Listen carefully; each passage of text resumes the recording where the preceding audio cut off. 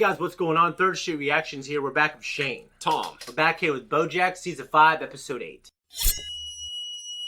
Dak has bestowed his blessing for us to do the next couple episodes without him. We appreciate you joining us, Tom. Real quick, the last episode, Diana using the real-life inspiration of BoJack's story that she doesn't know the whole story on, but the audience knows that she's kind of right. And we have a long conversation about that. You can go back and watch that. But I think we all know that BoJack did something really bad. But I don't think Diane dealt with it, I think, the best way. And then, Todd and Princess Carolyn, they find common ground on, the apartment and living arrangements and unspoken house, rules. Yeah, the therapist and Beth, I believe, and the HR corporate media person. Yeah, using them to tell the story through them. That was pretty cool. It was cool. Yeah. Anyways, guys, we're gonna jump into the next one. Make sure if you want to support us, check out our merch and also go to our Patreon. Halloween. It's Peanutbutter. Fright night. Spooktober 30 cursed. Oh, there's the light switch. I'm still getting used to this new house. I just bought it and it's the 60s. No, I'm just kidding. It's 1993 and I'm wearing it. Super cute. And everyone at this party's gonna be like, hey, is that Jessica Biel from the upcoming Blade Trinity? And I'll say my famous Blade Trinity catchphrase, stop goofing around, Blade. Are you sure you're gonna be okay at this one? Because there's only one Hangover movie, and it's 2009. And you are... Your baby Bjorn. Borg. Famous 70s tennis player. And what's with the robot stuff? Borg. The Swedish guy. I have some of his underwear. Every Halloween party I went to with one of my ex-wives, we'd get in a huge blowout. I am so relieved that you are fun and easygoing, so there is no danger of that happening. Mm-hmm. I thought she already knew BoJack before she got married to him. It'll be off the easy fo sheezy. OMG, it's gonna be cray-cray. Turnt. This is going to be the best Halloween ever. Tell you what, I really hate this opening. Why are you at my house? Remember when I invited you to my Halloween party and you said you'd love to come but you couldn't because you were having your own Halloween party? Oh, right. Well, I'm sure my guest will show up any minute, so you should probably go. Well, I figured, hey, why not have... Come on in, guys! Someone is dressing as Wayne's... Why are you... Partygoers? No, is it... Sure is. Happy your 25 years running Halloween party. Halloween. Ourselves to those closest to us, but our truest selves remain hidden? No, in the sense that you are literally wearing a costume from the TV show we both work on. Oh, yeah. I'm going to Rite Aid to see what I can throw together. Don't let the party die down before I get back. Rite Aid, right? Anne, what are you supposed to be? An annoyed writer who hates Halloween. Well, you are nailing it. I'm just here to drop off pages for BoJack. How's the party? I wouldn't know. I'm stuck on door duty like always. Just want a treat. Come back when you're 5 years older or 3 years younger. How about now? Okay, come on in. I moved to LA when I was 18 and now I'm 35. Everything's happening so fast. Oh no, I'm 18. Am I going to be 35 soon? That's when they make you president. I don't want that. That's too much responsibility.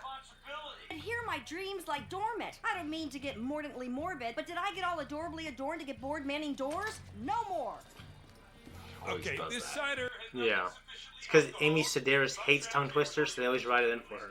I at least come with you. You know Erica can't talk to two people at once on account of her split brain procedure. Why don't you go talk to, the teacher from Ferris Bueller's Day Off? Ben Stein? I'll bet that famously... Bueller, have you seen that? Bueller.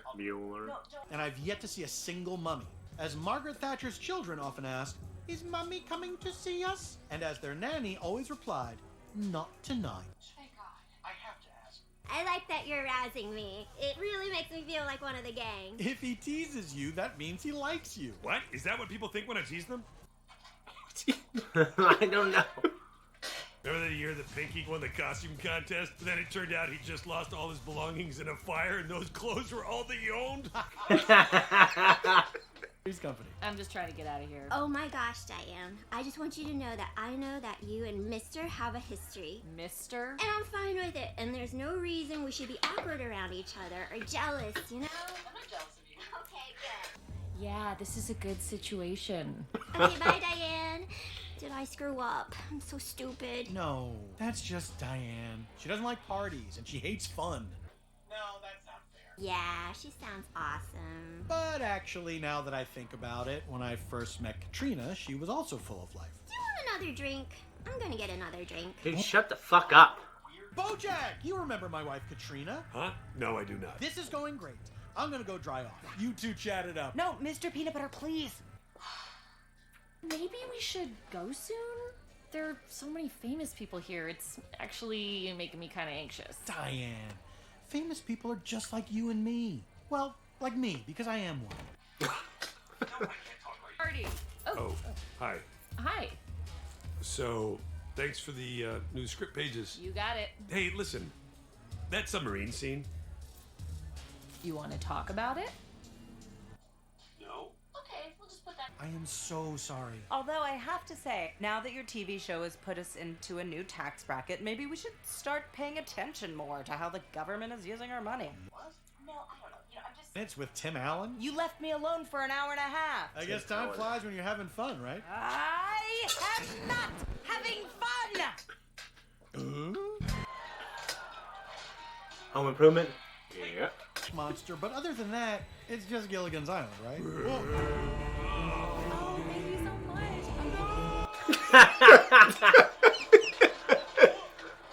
much. Because don't turn around! I actually wanted to introduce yourself. I mean, myself. Obviously, you already know yourself, so... Oh, God.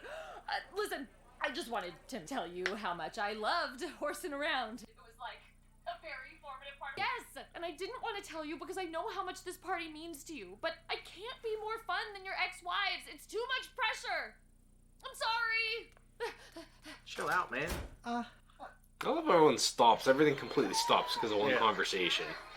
Let's just get out of here. I don't want to get out of here. I'm having fun. This is fun for me.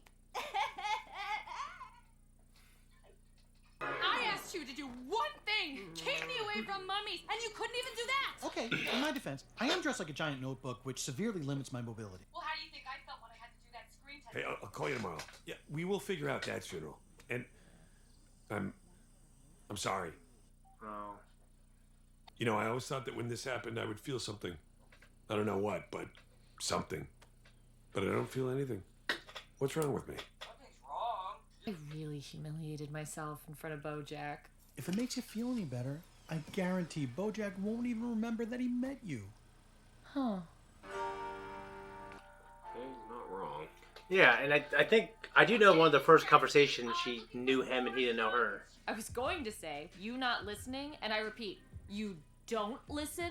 That's not the only thing going on here. There are more things? What do all these women have in common? They're mean? When you first start dating them. How do I fix that? Well, either you date someone older, Or you grow up. Because otherwise, they're gonna keep outgrowing you. Mind if I try? Was Diane in her 20s when they met? Plus, you're here. Plus, I'm here. What if I'm just a rebound? I was a rebound, and he loved me so much for 10 years. If there's one thing I know about that guy... Are you okay? Yeah, I'm actually really glad you went through all those ex-wives. Because it means I got the best version of you. That's right, version 4.0. Not the one with all the baggage? Where's everybody going? It's Halloween. Happy Halloween! What the? Where is everyone? I love Halloween. That was a reaction. This is a discussion. It was a Halloween-centric episode, and it was like, I think it was a Mr. Peanutbutter episode. Yeah, I think it kind of dissected some of Mr. Peanutbutter's exes, and it revealed some of his flaws as a boyfriend / husband, and, you know, kind of went through chronologically the different stages, but all the same thing with, you know, Halloween party at BoJack's, and, you know, at the same time answered a couple little tiny questions like how Todd came to start staying with him originally. Yeah, so something else that stuck out to me, that seemed kind of insignificant at first because I thought it was going to be about Diane, but BoJack's having the conversation on the phone with his mom about his dad dying. That's where he finds out that his dad dying. It's that awkward moment where Diane's walking up to him like trying to be that fan that's kind of trying to introduce herself, and he's trying to deal with this stuff over the phone, which I thought was kind of cool, especially considering we just had recently the episode at his mom's funeral. So I thought and talking about his dad dying. Right. He died during a duel over his book, but not in the duel. He died tripping over a root to hang his head on a rock. Yeah. And the big thing is just how his relationships fall apart. I think it's okay if you get, I got married when I was 19 and she was 20. I think it's okay if you get married in your 20s, or if you're older and you marry someone who's 20, and as long as they consent to getting married to you. But to expect them to retain that snapshot of like, you know, that maturity and that youth and that funness, like yeah, when people mature and they grow out of some of those things. I don't like to do a lot of the same things that I did in my 20s. You know, Mr. Peanutbutter, without argument, I would say is my favorite character in the show. Really? However, yeah, with the asterisk for this is these are definitely like noticeable flaws that he has. Like I can't begrudge the women for being upset with him. Yeah, he won't grow up, and he expects them to always be fun and everything, and maybe they are when they're 22 or 23, and then when they're 32 or 33, it's like, hey, like I don't care about that shit anymore. Right. Now, his first wife from 93, I don't know how old she was. The show never gave me like their relationship too much of it. Right. I mean, it just reveals that she was fun when they met. And they were probably closer in age, obviously, as well. Mm-hmm. He kept growing up and he kept going for like younger women. I understand if you're a rich, famous celebrity like Leonardo DiCaprio and you want to date a 20-year-old, 25-year-old supermodel, and you could probably do that. And I understand the appeal.